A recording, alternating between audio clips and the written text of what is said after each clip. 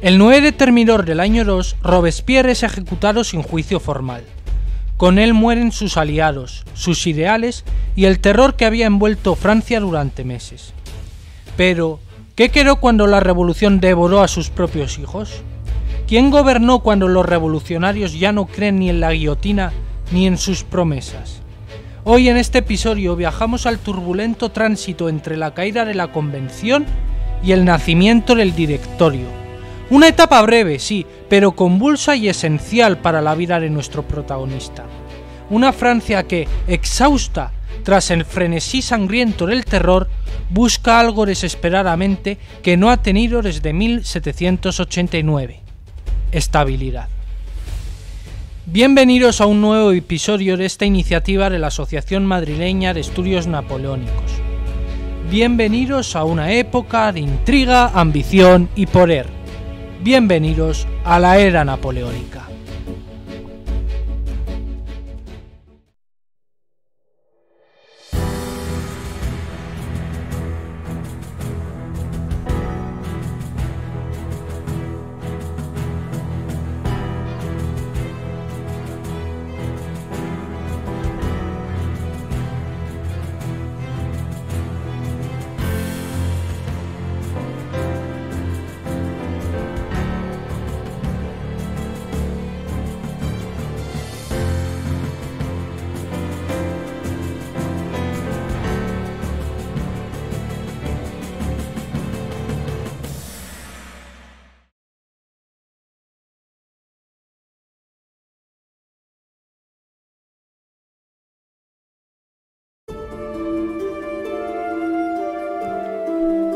Tras el 9 de Termidor, la sociedad francesa, desgarrada y aterrorizada, despertó con una única certeza: esto no puede continuar así.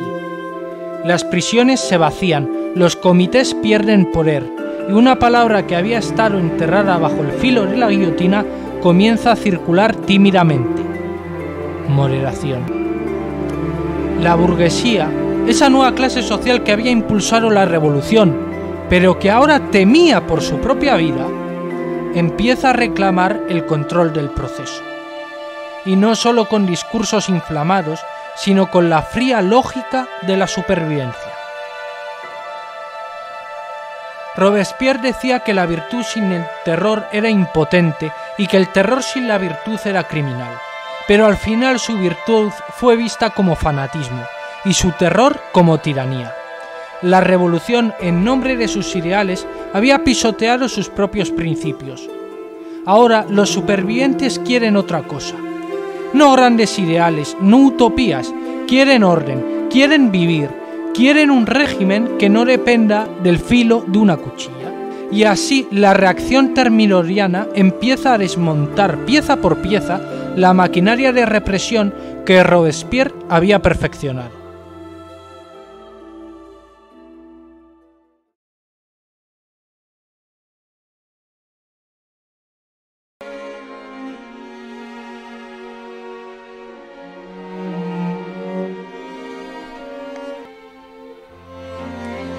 Entre 1792 y 1795, la Convención Nacional fue mucho más que una asamblea. Fue un laboratorio de la revolución, un campo de batalla ideológico y un tribunal de vida y muerte. Fue la Convención la que abolió la monarquía, la que juzgó y ejecutó a Luis XVI, la que redactó constituciones que jamás se aplicaron porque la urgencia del momento siempre se imponía a las formas legales. Fue también el órgano que instituyó el terror, que autorizó las listas de sospechosos, que aceptó, sin temblar, que la virtud debía aplicarse con sangre. Pero a medida que la sangre corría, también crecía el rechazo. Y cuando en el péndulo de la historia comenzó a oscilar en la otra dirección, la Convención, que tanto había construido y destruido, supo que su tiempo se acababa.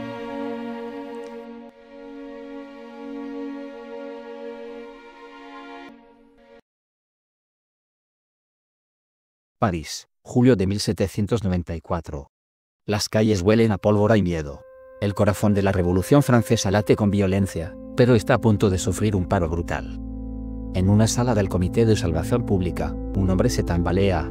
Lleva el rostro desencajado, una herida sangrante en la mandíbula. Y a su alrededor, el silencio de la traición. Su nombre, Maximilien Robespierre. El sol no ha terminado de alzarse cuando el miedo se convierte en conspiración.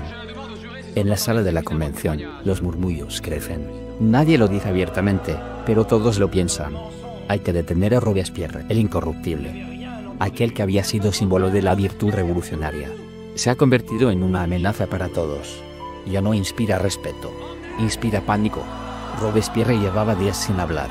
Se había encerrado en un silencio inquietante. Y cuando volvió a tomar la palabra en la convención, lo hizo con una amenaza apenas velada. Dijo que traidores se escondían entre los diputados. No dio nombres. Pero en ese silencio, estaba el trueno de una nueva purga. Y entonces ocurrió lo impensable. Los diputados que habían sobrevivido a las purgas anteriores, girondinos, moderados, incluso antiguos aliados, entendieron que si no actuaban ahora, serían los próximos en caer. El 9 de Thermidor, la convención se alza contra Robespierre.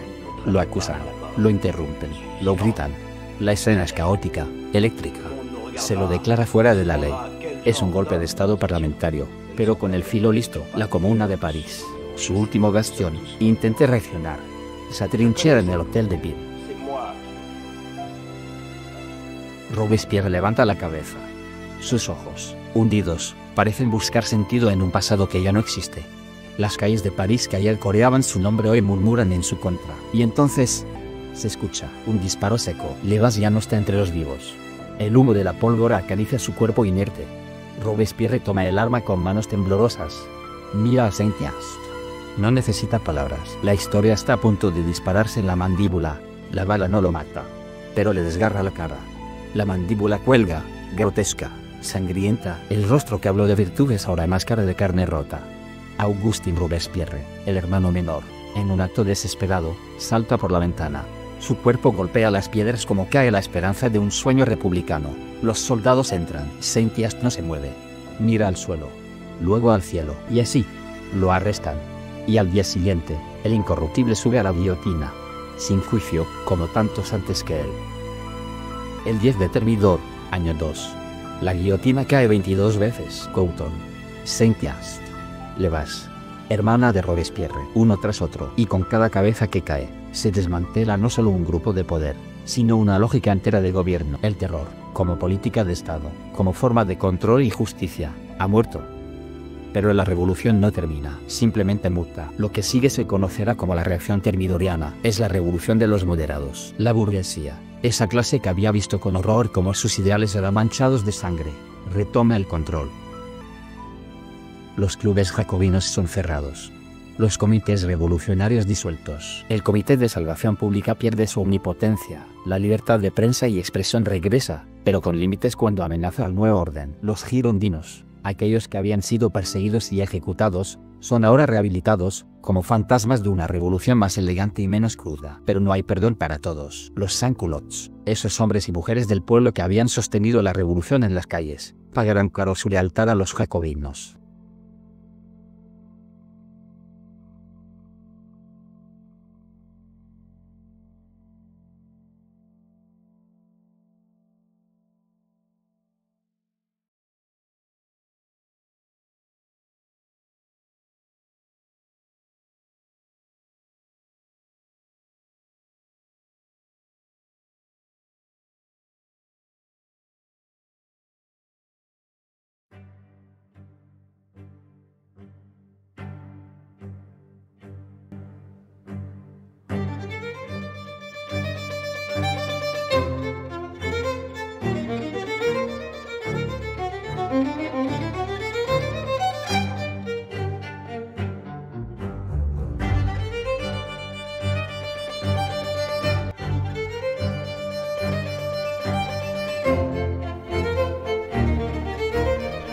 Francia no solo estaba exhausta, estaba traumatizada.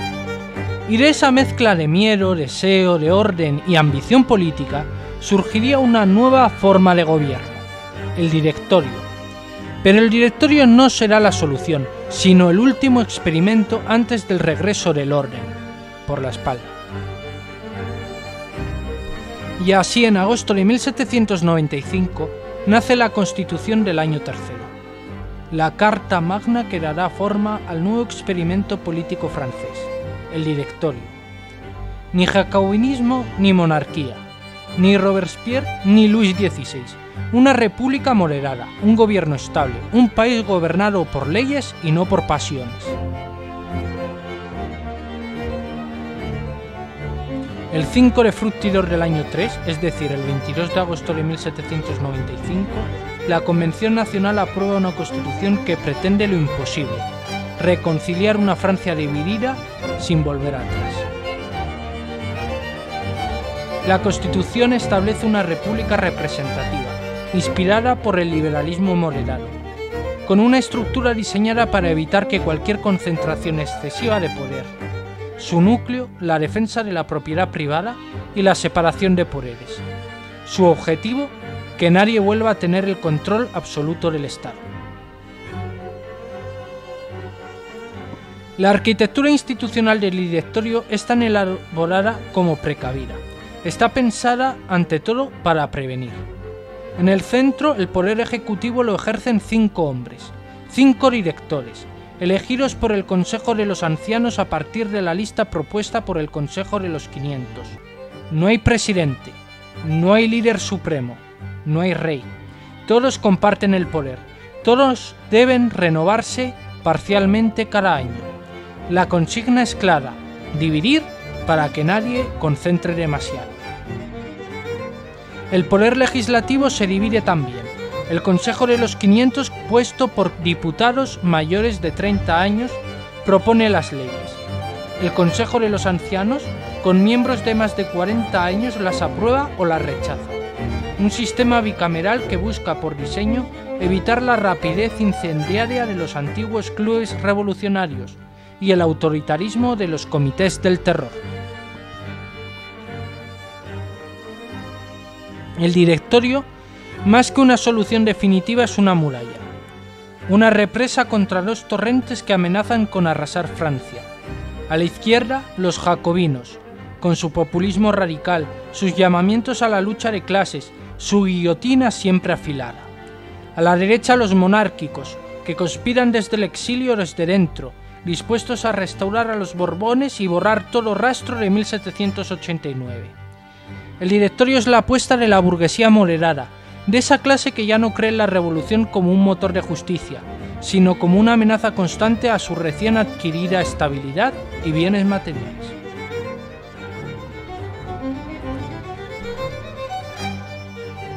La inestabilidad es constante. Enfrentamientos entre realistas y jacobinos, el Directorio, que nace con la intención de frenar a los extremos, pero en la práctica se vio atrapado entre dos fuegos. Por un lado, los realistas, monárquicos y católicos conservadores buscaban restaurar la monarquía y revertir los logros de la revolución. Por el otro lado, los jacobinos y republicanos radicales, que querían retomar el impulso revolucionario, defender los derechos sociales y oponerse a la creciente desigualdad. Ambos bandos intentaron influir en las elecciones, en la opinión pública, lo que generó un clima de constante tensión. El Directorio, en lugar de actuar como árbitro neutral, terminó recurriendo a medidas autoritarias para mantenerse en el poder. Los golpes de Estado internos, impulsados por los propios directores para conservar el control, los propios miembros del Directorio recurrieron al golpe de Estado legales o semiforzados. El más destacable fue el golpe de Fructidor del año V, el 4 de septiembre de 1797.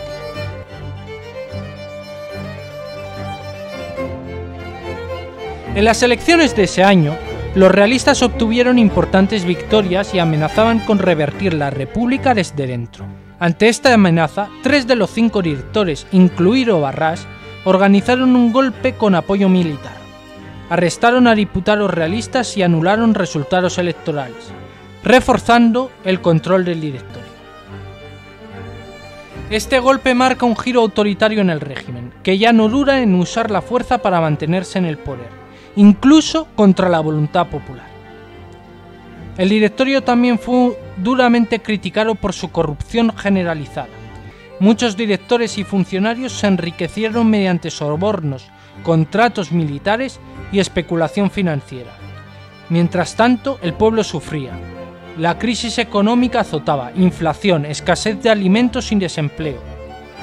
La burguesía enriquecida contrastaba con la miseria de las clases populares, y tanto en las ciudades como en el campo, la población veía al Directorio como un régimen débil, corrupto y alejado de los ideales revolucionarios. Para contener las protestas, el gobierno recurrió a una represión creciente, censurando la prensa, disolviendo clubes políticos y persiguiendo a opositores a izquierda y a derecha.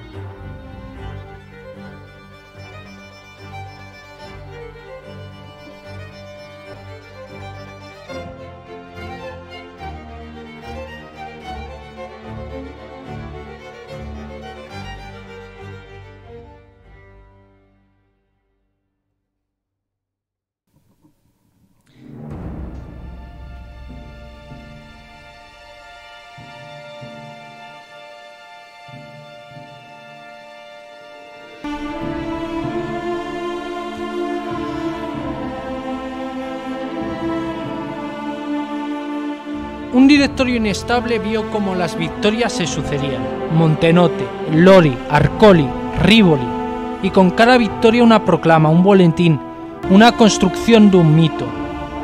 En 1797 se firma el Tratado de Campo Formio. Francia gana territorios, Austria se retira. Es un éxito político para el Directorio, pero en realidad el verdadero vencedor es solo uno: Napoleón. Napoleón, el que negocia por sí mismo, el que traza los mapas, quien distribuye las coronas. París empieza a inquietarse. ¿Ese general a quién obedece realmente? El Directorio no puede vivir sin Napoleón, pero tampoco puede vivir con él demasiado cerca. Él gana guerras, él da legitimidad al régimen, él es popular, demasiado popular. Y sobre todo él no pide permiso. Entonces los directores, como viejos senadores romanos que sienten el temblor de los ejércitos en los muros de la ciudad, toman una decisión. Le ofrecen una expedición. Egipto. Una campaña ambiciosa, lejana, gloriosa y muy conveniente. Alejar al general, alejar el peligro. Pero es una ilusión, porque lo que Napoleón llevará a Egipto no es solo un ejército. Llevarán una idea, la de que él puede conquistar y gobernar. El Directorio quiso usar a Napoleón como un arma, pero las armas también pueden apuntar hacia quienes las empuñan. Y así, mientras el Directorio se desangra entre conspiraciones, corrupción y decadencia, el joven corso navega hacia las pirámides, para regresar no como general, sino como cónsul. Y luego como algo más: emperador de los franceses. Artlist.io.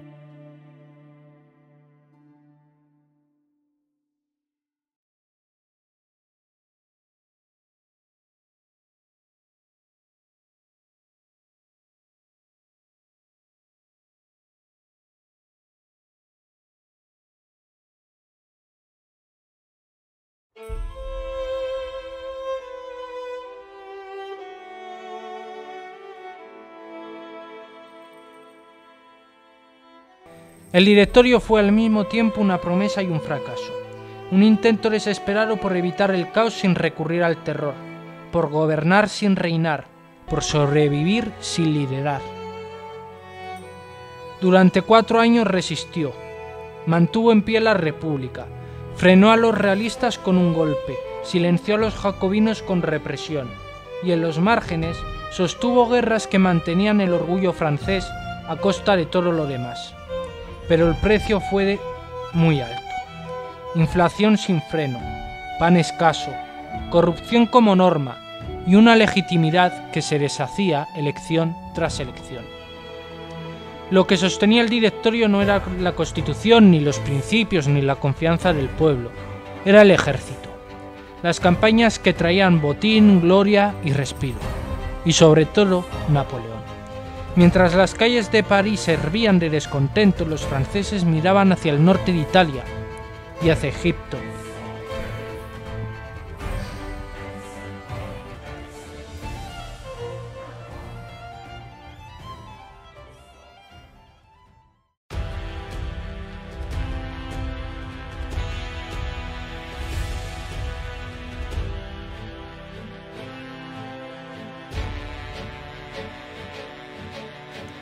Gracias por acompañarnos en otro episodio de la Era Napoleónica, una iniciativa que dirijo con el soporte de la Asociación Madrileña de Estudios Napoleónicos. Sabéis que desde la asociación nos gusta intentar acercar la historia a todo tipo de públicos.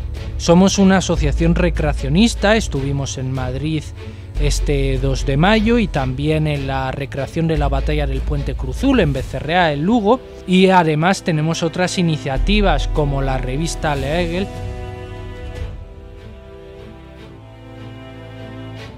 Agradeceríamos que compartierais este episodio si os ha gustado, nos dejéis vuestros comentarios, vuestras sugerencias. En el próximo episodio tocará hablar de la conquista de Malta y empezaremos con la conquista de Egipto, por supuesto, desde el punto de vista de Napoleón, donde abordaremos más lo que es la historia militar y esas dos importantes gestas.